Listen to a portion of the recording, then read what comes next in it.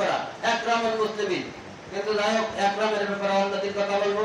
আজকে কুরবানির ব্যাপারে যে কথাটা বলতেছি, যে আমরা 2 বছরের একটা গরু, 1 বছরের একটা ছাগল কুরবানি দিব।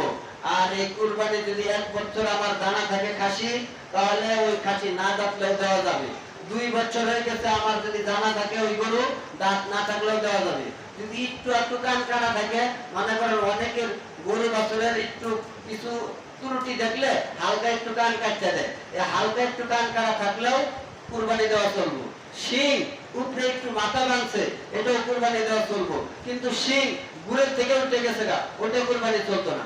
গরুর শিং কতগুলা গুড়ের থেকে উঠতে জায়গা নাকি তাই না, এই গরু কুরবানি চলতো না। আর গরুর উপরের আখ, শিঙের একটু আখ ভাঙছে, এটা কুরবানি চলবো।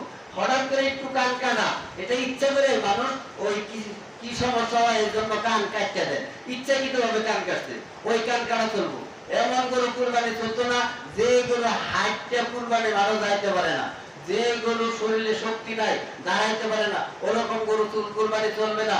লান তানালুল বিররা হাত্তা তুনফিকু মিম্মা তুহিব্বুন, আল্লাহর নিকট দান করা পছন্দের জিনিস, আল্লাহ তাআলা আপনাকে আমাকে পছন্দের জিনিস দান করার তৌফিক দান করুন। সকলে বলে আমিন।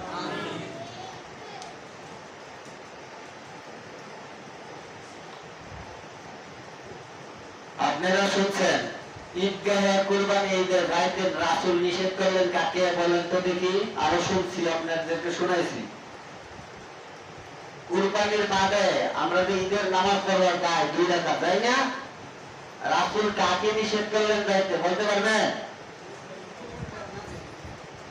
এটা আপনাদের শোনাইলাম, আবারও শুনেন, আপনারা কয়েকজনে বললেন। এটা হলো খুতবা, এটা হলো শিক্ষা। যাদের কুরবানি দেওয়ার সমর্থন আছে থাকা সত্ত্বেও যারা কুরবানি দেয় না, রাসূলের হাদিস শুনেন, মান কানা লাহু সাআদাতান ওয়া লাম ইউদহা ফালা ইয়াকরাবান্না মুসাল্লানা। যে ব্যক্তির কুরবানি দেওয়ার সমর্থন থাকা সত্ত্বেও কুরবানি দিল না, সে যেন ঈদগাহে না আসে। তাহলে কি আল্লাহ কি তার প্রতি খুশি?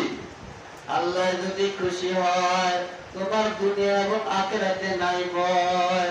আল্লাহ যদি বেজার হয়, তুমি দুনিয়াতে যত কিছুই করো, তোমার অশান্তি দিদি আল্লাহ তাআলা শান্তি দিবেন না। শান্তি দেওয়ার মালিক একমাত্র আল্লাহ। শান্তি রাখছে আল্লাহ ইসলামের ভিতর, তুমি শান্তি তালাশ করলা ইন্দ্রিয়ের ভিতর। আল্লাহ শান্তি রাখছে ইসলামের ভিতর, কিন্তু আমরা শান্তি তালাশ করি রাত আর ইন্দ্রিয়ের ভিতর। কুরবানি দিলে আল্লাহ তাআলা আপনার প্রতি খুশি হয়। কুরবানি দিলে আল্লাহ তাআলা আপনার প্রতি রহমত করবেন, বরকত দিবেন। আল্লাহ তাআলা বাকি সময় আল্লাহ তাআলা আপনাকে কি করবেন?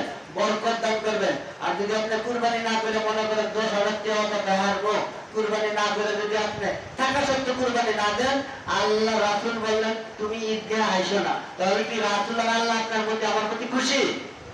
তাহলে যদি আল্লাহ খুশি হয়, তাহলে আপনার সামনের জীবন ভালোভাবে চলতে পারবেন।